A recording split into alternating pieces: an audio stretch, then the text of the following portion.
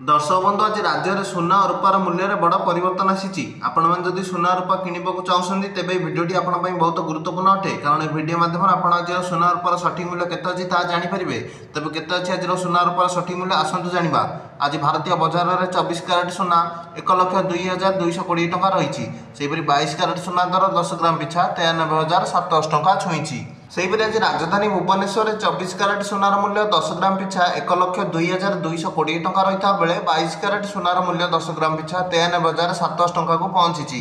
सेहीपरि आज भारत राजधानी नूआ दिल्ली में 24 क्यारेट सुना 1,02,370 टଙ୍କା और 22 क्यारेट सुनार मूल्य 93,850 टଙ୍କା रही।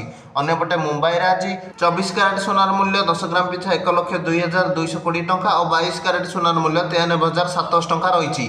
सेहीपरि आज चेन्नई में 24 क्यारेट सुना 1,02,220 टଙ୍କା और 22 क्यारेट सुना दर 93,700 टଙ୍କା रही।